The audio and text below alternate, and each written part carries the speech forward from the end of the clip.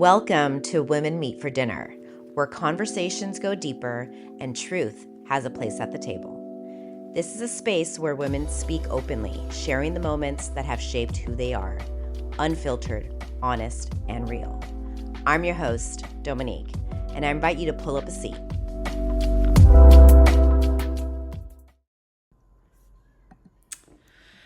We have here today Amber, a Latina raised by an influential matriarch in her own family. One of few in her generation that had the opportunity to gain a bachelor's and master's degree. She has over 10 years of experience at the government and public policy sector and currently works for the Port of Los Angeles. Amber is also living her dream as a voiceover actor, stand-up comedian, and overall influential artist in this space. 18 times marathon runner, and still manages her home life with husband and mother-in-law along with 2 fur babies. Welcome, Amber. Thank you for joining me today on Women Meet for Dinner. Well, thank you, Dominique, for having me. It is quite the pleasure. Honored to have you here, Amber, to talk truths, struggle, and life lessons. You recently had to experience grief and loss of 2 close loved ones. I am deeply sorry for that loss. I cannot imagine the heartbreak you felt and what you had to grow through. You have also had many successes in your life, which are evident through your work as an artist and a professional. You motivate us all. Thank you so much for those kind words. Yes, I mean, everyone experiences loss and grief in our lifetime. So with that, like you said, you grow through it. And I think that's a genius way of putting it, not just going through the motions. So you motivate me, and I'm so proud of all that you've accomplished too. So thank you again for having me. As I mentioned to all my guests, it's important to highlight the good and the bad, the mistakes, lessons, and messiness of life, to speak truths about our reality. Sometimes we just need to hear it all. So Amber, let's jump in. Let's go for it. Great. Okay, first question. What motivates you? What motivates me?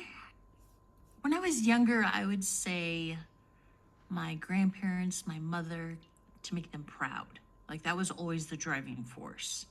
But now I want to make myself proud. And I think that's the transition into my womanhood beyond 40. Yes.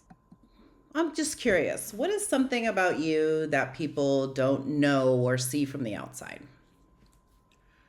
I would say for me, I'm very much an introvert at heart, even though I pursue in my public policy career, government affairs. I'm one of the faces that represents this department of the city with other elected official offices. And then in my personal life as an artist, doing stand-up comedy, you wouldn't think someone would be an introvert because we're on stage trying to make you laugh, being very vulnerable in that regard. At the same time, you just want to get off stage and everything's a blur, hoping you made people laugh for those minutes that you were on there. And then afterwards, you really don't want the attention on yourself, even though all the lights are spotted on you when you have the microphone. Like, for example, at home, a lot of my neighbors I still haven't met officially, and we've lived here 4 years. Not because I hide in my house, it's just I don't take the initiative to want to go out and meet them sometimes. Sure. I can understand that completely. And it's interesting that you bring that up because I feel like that's 2 careers within you, who you are. But I feel like that also creates a better balance, right? Because then you're able to express yourself in one way when you're maybe not expressing yourself on the other side. Yes, that's a good way to look at it. I didn't think about that. Are you able to share a difficult moment in your life when you thought you wouldn't be able to make it through? Yes. So in December of 2024, I lost my grandfather.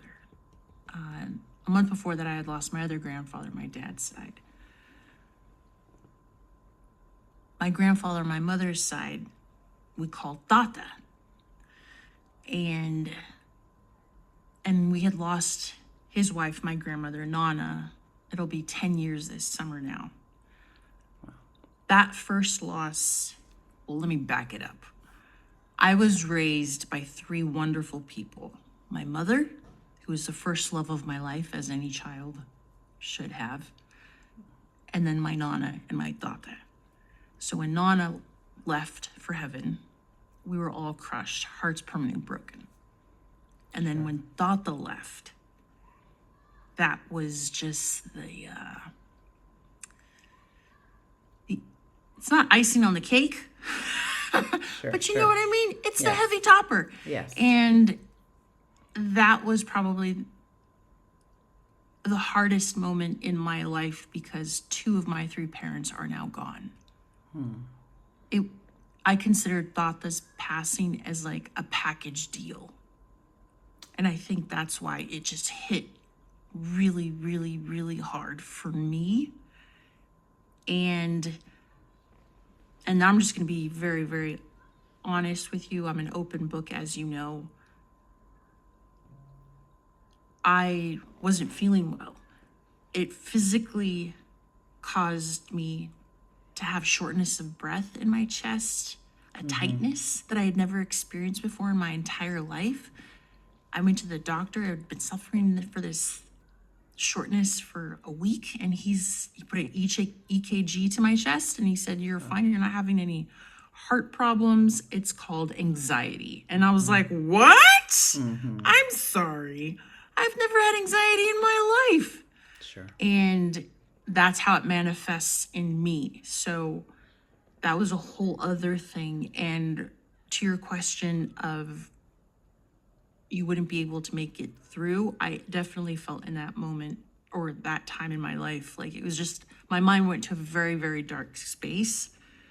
And not that I was going to act on suicidal ideation, but if a truck were to hit me tomorrow, I wouldn't be sad about it. Like I wanted to go home. Like my home was in heaven with Nana and Tata. Like I did not want to be here. Sure.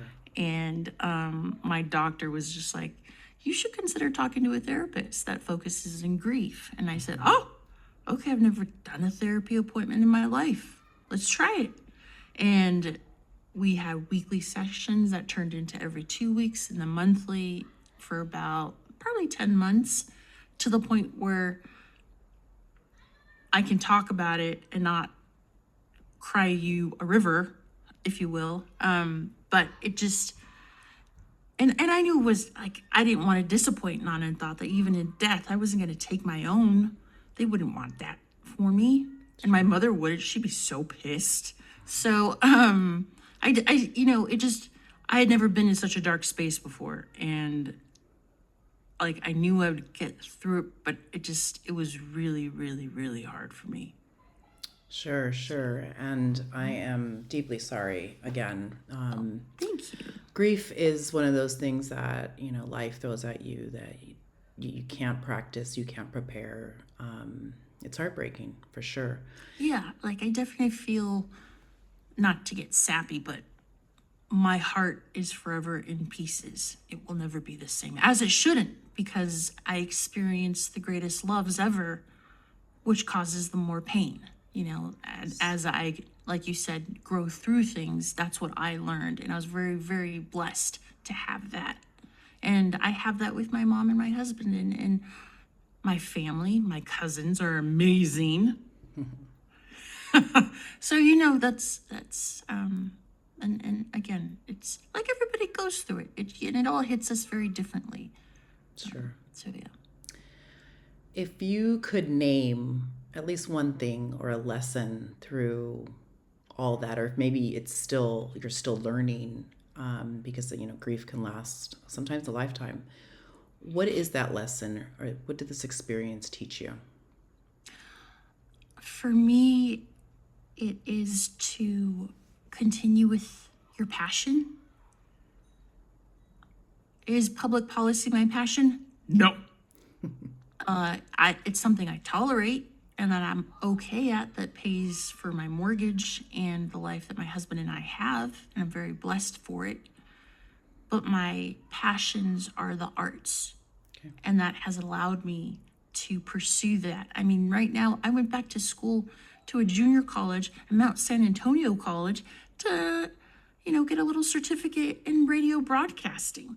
Do I need to do that? No, I have a bachelor's and master's already. Why am I going back to school? Because it's the bestest program ever. I have never been so excited to go to school in my life.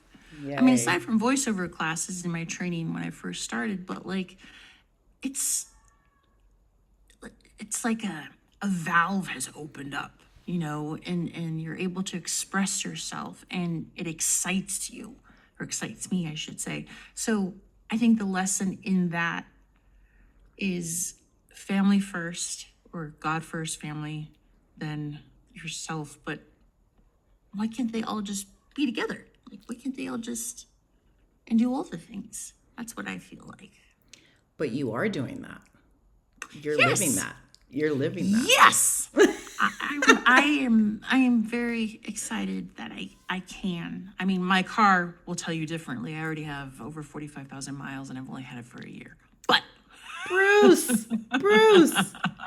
yes, my car is, but he's going fine. So yeah, I just love all the things that I'm able to do and the release valves that I have, beyond therapy and family to vent to and all that. So That's great. Thank you for sharing that. And that's important, to realize your passion, and you're never too late, right, to really focus on that, Yes. because I want to say you've been dabbling in voiceover for a while, but now you're really honed in, like you're set and you're on this path. You just started a new radio broadcasting, right? Is there something new? Yes. Okay. Do you want to share a little bit about that? Sure, thanks. So at Mount Sac, where I go, just once a week for my radio program, we have 1 hour of actual on-air time. So technically, I'm an on-air talent for a college radio station. That's an FM station regulated by the FCC. And I can put that out on my resume, and I'm just so excited about it. Every time I get on air, like, I get to create content. Well, thank you. Oh my gosh, this conversation is going great. Now, kind of, if you can share, what does your support system consist of now? Ooh, that's made up of my mother, my husband, Jason, as crazy as he is, and basically my family.